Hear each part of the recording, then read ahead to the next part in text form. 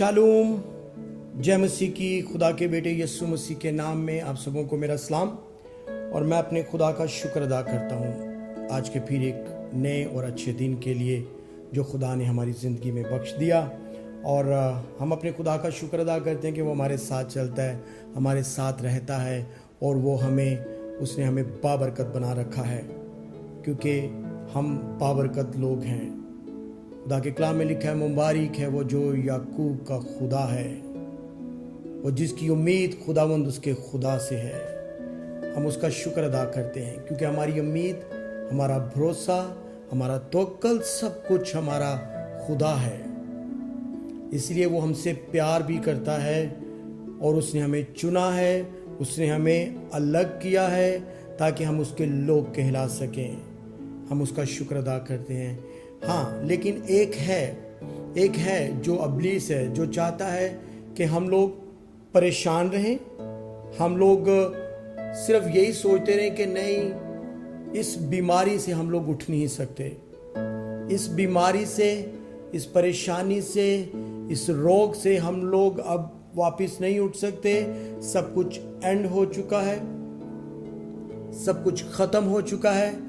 लेकिन आज मैं आपको ये उम्मीद दिलाता हूँ कि एक है जिसका नाम यहोवा यरी खुदा है, जो अब्दियत का बाप और सलामती का शहजादा है, जो हमें इत्मीनान और अपने सब्र से भर देता है, जिसके बेटे यीशु के मार खाने से हमने शिफा पाई।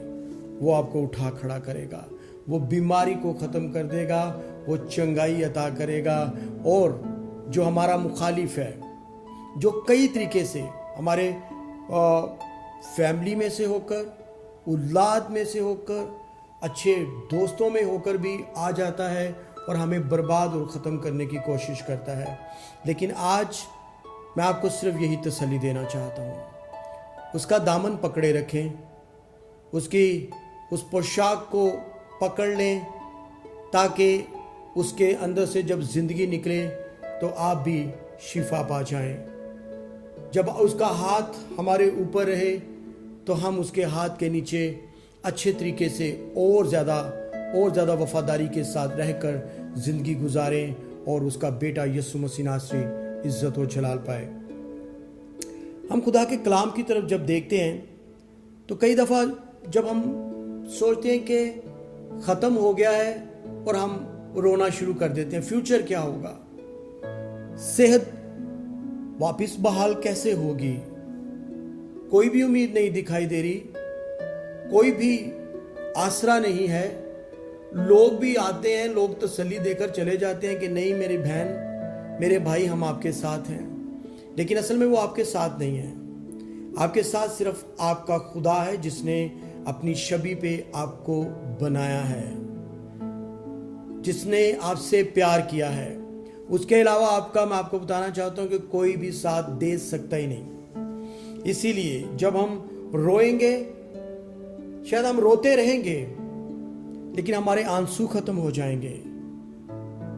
लेकिन आप जब खुदा से पूछेंगे ना कि खुदा अब बता कि मुझे क्या करना है, आप मुझे बता कि मुझे क्या करना है। मैंने अपनी एफर्ट्स सारी कर ली हैं, मैंने सब डॉक्टरों के पास भी जा चुका हूं, मैंने सिफारिश भी बहुत से लोगों से करवा ली है, लेकिन कुछ भी बन नहीं पड़ रहा, कोई भी केस हल नहीं हो रहा, कोई भी मुश्किल ख़त्म नहीं हो रही और टेंशन तो बढ़ती जा रही है, मैं डिप्रेशन में जा रहा हूं, खुदा मुझे बता। तो खुदा के कलाम की तरफ चलेंगे। पहला शमूएल चैप्टर 30 वर्स नंबर 4, 30 की 4, और खुदा के कलाम में लिखा है, तब दाऊद और उसके साथ के लोग चला चला कर रोने लगे, यहां तक कि उनमें रोने की ताकत ना रही। आप सब जानते हैं कि दाऊद जो है वो उस जगह से बाहर है जहां पर हम देखते हैं कि दाऊद की फैमिली है, दाऊद की बीवियां हैं और उसके जो साथ के जो लोग हैं, जो कमांडर, जो सूरमा लोग उसके साथ हैं, हम देखते हैं कि वो सारे वो बाहर हैं। और लेकिन जब वो अपने जगह पर यहाँ पर उसकी पहली वर्ष में अगर हम जाएं तो खुदा के कलाम में लिखा है, और ऐसा हुआ कि जब दाऊद और उसके लोग तीसरे दिन सकलाज में पहुंचे तो देखा कि अमालिकियों ने जनूबी हिस्सा और सकलाज पर चढ़ाई करके सकलाज को मारा, उसके इलाके को, उन लोगों को आग से फूंक दिया, और औरतों को और जितने छोटे बड़े वहां थे सबको असीर करके ले लिया। उन्होंने किसी को कत्ल नहीं किया, बल्कि उनको लेकर चल दिए थे। सो जब दाऊद और उसके लोग शहर में पहुंचे तो देखा कि शहर आग से जला पड़ा है, और उनकी बीवियों और उनके बेटे और बेटियां असीर हो गई हैं। जब उन्होंने ये सारा हालत देखी कि हम लोग जब अपने शहर में वापस आए हैं तो देखा कि सब कुछ खत्म हो गया है, आग लगी हुई है, बीवी को, बेटियों को, सबको ले गए हैं। और वहां पे जो दाऊद के जो साथ के जो लोग थे, लिखे तब दाऊद और उसके साथ के लोग चला चला कर रोने लगे, चला चला कर रोए कि खुदा ऐसा क्यों हुआ खुदा। वो इतना रोए, यहां पर लिखा है कि इतना रोने लगे यहां तक कि उनमें रोने की ताकत ना रही। शायद वो आंसू निकालना चाहते हो, नहीं निकल पा रहे थे, वो रो रहे थे, वो तड़प रहे थे कि खुदा ऐसे क्यों हुआ। लेकिन दाऊद को यहाँ पर खुदा के कलाम में लिखा है कि यहाँ तक जो उसके साथ वाले लोग थे वो उसके मुखालिफ हो गए, उसको संसार करना चाहते थे, उसको मार देना चाहते थे। क्योंकि आज आपको पता है ना कि हमारे इर्द गिर्द के जो लोग हैं वो भी जब सिचुएशन देखकर हमारे मुखालिफ हो जाते हैं। अगर आप के अच्छे दिन है तो हर कोई आपको आकर अच्छा भी कहेगा, आपकी इज्जत भी करेगा, आपको इनविटेशन भी आएंगे, आपकी दावतें भी होंगी, सब कुछ होगा। लेकिन अगर जब बुरा वक्त चल रहा होगा तो यहाँ पर भी लिखा है कि दाऊद बड़े शिकंजे में था, क्योंकि लोग उसे संसार करने को कहते थे, इसलिए कि लोगों के दिल अपने बेटों और बेटियों के लिए नहायत गमगीन थे। पर दाऊद ने खुदावंद अपने खुदा में अपने आप को मजबूत किया। हमें भी मजबूत करने की अपने आप को जरूरत है, ताकि जब हम मजबूत होंगे तो डेफिनेटली हम कुछ कर सकते हैं। अगर हम परेशान रहेंगे तो इब्लीस आता रहेगा, हमें नेस्त नाबूद कर देना चाहता है, और वो चाहता है कि हम किसी काबिल ना रहें, किसी तरह से भी हम उठ ना पाएं। लेकिन आज मैं आपको बताना चाहता हूं, खुदा के कलाम में जब हम देखते हैं कि आपके जब अपने ही है ना, वही जब दुश्मन बन जाते हैं आपको पता भी नहीं चलता, लेकिन इब्लीस उनके बीच में से भी आके काम कर देता है। जैसे कि हम जब काइन को जब देखते हैं कि उसने हाबल को, अपने सगे भाई को मार दिया। सगे भाई को भला कौन मारता है? लेकिन जब इब्लीस आता है, जब गुस्सा दिलाता है, तो वो चाहता है कि हम कुछ भी कर दें। फिर हमें समझ नहीं आती कि हमारे आगे कौन खड़ा है, हम किस तरह से उसके साथ बात कर रहे हैं, क्योंकि वो चाहता है कि ये खत्म हो जाए सारा कुछ। इसके बाद जब हम काइन और हाबल को देखते हैं, सगे भाई को मार दिया। जब हम दाऊद को देखते हैं, उसका अपना ससुर साउल उसको मारना चाहता है, उसके पीछे लगा हुआ है। इसी तरह हमें बहुत सी और भी, जब हम खुदा के कलाम में आगे बढ़ते हैं, हम देखते हैं कि यूसुफ जो है, यूसुफ के बहुत सारे जो भाई हैं, उसके जो भाई हैं, वो भाई भी यूसुफ को, अपने सगे भाई को ही कत्ल करना चाहते हैं। यानी कि इब्लीस हमें आके रिलेशन के अंदर से भी तंग करता है। इससे बढ़ के आगे और थोड़ा आगे बढ़े, जब हम नया अहदनामा में जाएं तो हम देखते हैं कि यीशु मसीह के शागिर्द, उनमें से यहूदा इस्करियोती, उसका अपना शागिर्द ही उसका मुखालिफ हो गया। इसलिए आज आपको नहीं पता कि आपके मुखालिफ कौन है, आपका अच्छाई कौन चाहता है, बुराई कौन चाहता है आपके लिए। लेकिन आज हमें ये उम्मीद है कि हमारा खुदा हमारे साथ है। हमें खुद मजबूत होना पड़ेगा ताकि हम और ज़्यादा आगे बढ़ें और खुदा का बेटा यीशु मसीह नासरी इज्जत और जलाल पाए। और लिखा है, और दाऊद ने, जब वो वहां पर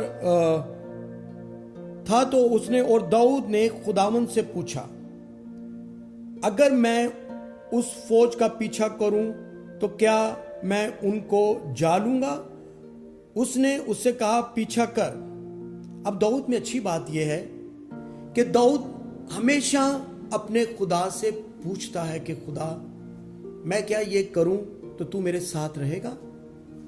खुदा, मैं मजबूत होता हूं, मैं मजबूत होकर आगे बढ़ता हूं, लेकिन तू मुझे जरूर बता, मुझे सलाह दे। और खुदा के कलाम में यहां पर लिखा है, और उसने उससे कहा, पीछा कर, क्योंकि तू यकीनन उनको जा लेगा और जरूर सब कुछ छुड़ा लेगा। आपका अगर बंधा हुआ है वो छूट जाएगा। जो भी इब्लीस ने आपके खिलाफ मंसूबे बनाए हैं, जो भी इब्लीस ने आपके खिलाफ जो बातें, जो सिचुएशन बनाई है, वो खुदा के बेटे यीशु के नाम में खत्म हो जाएगी, क्योंकि आप खून खरीदे हैं, आपका फिदिया दिया गया है। लेकिन सिर्फ थोड़ा मजबूत हो, इब्लीस की मकारी को अपनी जिंदगी से खत्म करें और आगे बढ़ें और रोना बंद करें, ताकि खुदा का बेटा आपकी जिंदगी में इज्जत और जलाल पाए। आपको पता है कि जब दाऊद को खुदा के कहने के मुताबिक जब वो वापिस जाता है तो अपनी बीवियों को, अपने बेटों बेटियों को और सारे कुंबे को, सब लोगों को वो साथ लेकर, बल्कि उनका भी लेकर वापिस आ जाता है। तो याद रखें कि आपका खुदा ऐसा है, जो खो चुके हैं आप, वो आपको मिलेगा। आपका खुदा आपको कभी भी तन्हा नहीं छोड़ेगा, क्योंकि वो आपका खुदा है और वो आपसे प्यार करता है। इब्लीस के कैसे भी मंसूबे हों, कुछ भी मंसूबे हों, लेकिन वो सब के सब खत्म हो जाएंगे फक्त तभी जब आप खुदा के पास आएंगे। हमें खुदा का शुक्र अदा करना है कि ऐसा प्यारा खुदा जो हमें जोर भी बख्शता है, जो हमें कुव्वत भी बख्शता है, जो हमें चंगा भी रखता है, जो हमें हर तरह से हमारी फिक्र करता है। आए उसकी शुक्रगुजारी करें, आए उसके अपने सरों को उसके आगे झुका लें, आए अपनी आंखों को बंद करके अपने हाथों को आसमान की तरफ उठाकर उसके आगे गिड़गिड़ाएं। इससे पहले कि आप जब परेशान हो जाएं, बीमार हो जाएं, तो गिड़गिड़ाएं।